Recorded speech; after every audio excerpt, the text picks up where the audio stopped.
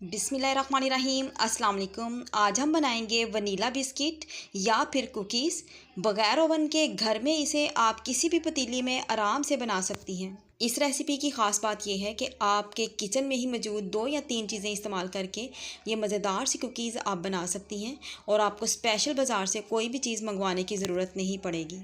कम time, कम मेहनत और कम budget के साथ आप ये मज़ेदार सी कुकीज़ बहुत ही आसानी के साथ घर पे बना सकती हैं। बहुत ही टेस्टी और बहुत ही खस्ता ये कुकीज़ बनती हैं और मज़े की बात यह है कि आपको घंटों किचन में खड़ा भी नहीं रहना पड़ेगा। तो चलें फिर बनाते हैं। सबसे पहले मैंने यहाँ पे हाफ़ कप चीनी का पाउडर ले लिया है और हाफ़ कप ही मैं इसमें शामिल करूँगी घी का।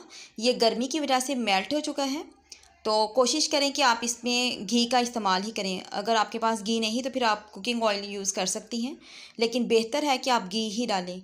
और यहाँ पे मैंने 1 टीस्पून वनीला एसेंस डाल दिया है। वनीला एसेंस की जगह पे आप इलायची का पाउडर भी डाल सकती हैं। 1 टीस्पून मैंने डाला है इसमें बेकिंग पाउडर।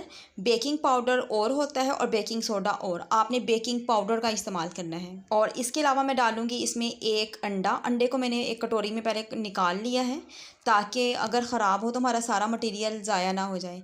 तो बेहतर है कि आप अलग से कटोरी में अंडे को निकाल लें, चेक करें और फिर उसके बाद बाकी चीज़ों के साथ इसको शामिल करें।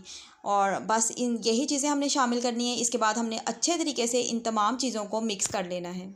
तकरीबन 1 से 2 मिनट के लिए आपने अच्छे तरीके से इसको फेंट लेना है। और जब ये फ्लफ़ी सा हो जाए, यानी कि थोड़ा सा फूला फूला सा मटीरियल हो जाए, तो समझ लीजिएगा कि आपने अच्छी सी मिक्सिंग कर ली है। तो यहाँ पे ये देखें, ये बहुत ही अच्छे से मिक्स हो चुका है और मटीरियल जो है वो फूला फूला सा भी लग रहा है। तो बस मैं इसको इतना ही फेंटूँगी। अब मैंने एक स्ट्रेनर यूज़ करना है। अगर आपके पास आटा छानने वाली छलनी हो तो आप इसका इस्तेमाल भी कर सकती हैं। तो मैं बाउल के ऊपर इस स्ट्रेनर को रखूँगी, 1 कप मैदे का डालूँगी और अब हमने मैदे को छान लेना है। इस तरीके से छान लेने से मैदा जो है वो उसमें हवा शामिल हो जाती है और उसकी मिक्सिंग भी अच्छी हो जाती है और जो हमारे बिस्किट्स हैं वो थोड़े से नरम और फूले हुए बनते हैं। 1 कप मैदा छान लेने के बाद हमने पौना कप मैदा और इसमें शामिल करना है। तो टोटल हमने तकरीबन पौने 2 कप मैदा इस्तेमाल करना है। अब हम अच्छे तरीके से तमाम चीज़ों को मिक्स करेंगे। तो जब हम इसको मिक्स करेंगे तो हमारे पास ये जैसे आटे की डो बनती है वैसी ही डो बनना शुरू हो जाएगी।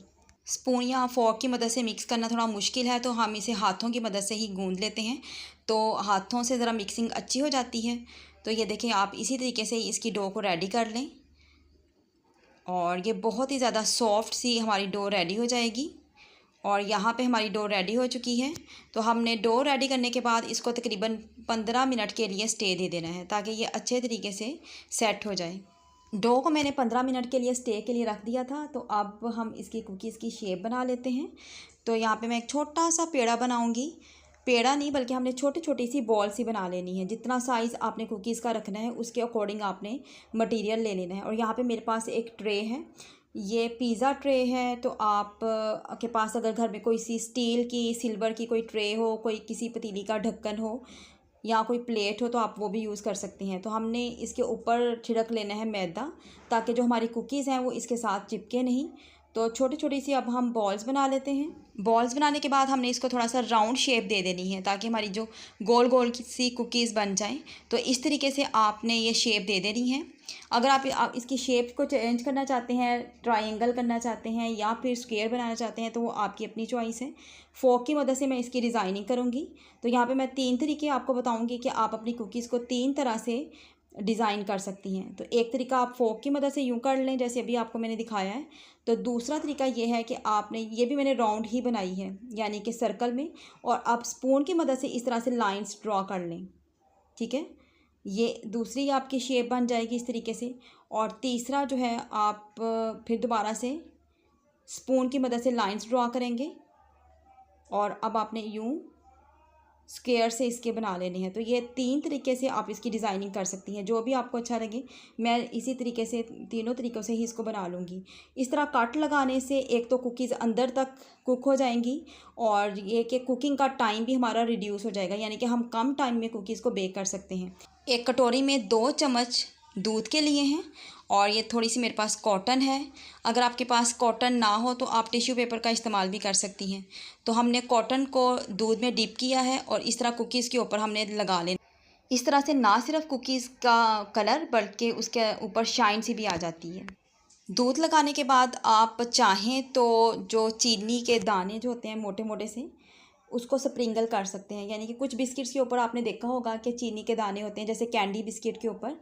इसके बाद आपने एक पतीला ले लेना है, उसके अंदर आपने स्टैंड रख देना है। स्टैंड ना हो तो स्टील की प्लेट भी इस्तेमाल की जा सकती है। और उसके बाद आपने जो कुकीज़ वाली ट्रे है वो इसके ऊपर रख देनी है। ट्रे को अच्छे तरीके से सेट कर लें। ट्रे के किनारे और देचके के किनारों के दरमियान थोड़ा सा डिस्टेंस होना ज़रूरी है। इसके बाद आपने इसको कवर कर देना है और तकरीबन आपने 35 मिनट के लिए लो फ्लेम पे इसको बेक कर लेना है।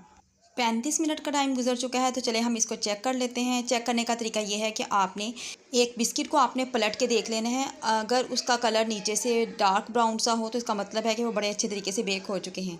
तो बस आपने उस फ्लेम को बंद कर देना है और इन बिस्किट्स को या फिर कुकीज़ को आप किसी भी हवादार जगह पे रख दें ताकि वो ठंडी हो जाएं। क्योंकि हमने मैदे का छिड़काव किया था ट्रे के ऊपर, तो इस वजह से जो हमारी कुकीज़ हैं वो ट्रे के साथ बिल्कुल भी नहीं चिपकी। तो बड़े आराम से ये अलहदा हो जाएंगी और ये हमारी मज़ेदार सी कुकीज़ रेडी हैं। आप इनको तोड़ के चेक कर सकते हैं। बहुत ही क्रिस्पी बनती हैं, बहुत ही खस्ता बनती हैं और बहुत ही मज़े की बनती हैं। और बाज़ार से तो कई गुना बेहतर ये बनी थी घर पे। तो आप ज़रूर इसको ट्राई कीजिएगा। आज की ये सिंपल मज़ेदार और बहुत ही आसान रेसिपी अगर आपको अच्छी लगे तो वीडियो को लाइक लाजमी कर दीजिएगा। और अगर आप चैनल पे नए हैं और आपने सब्सक्राइब नहीं किया तो वो भी कर दें please. Thanks for watching this video.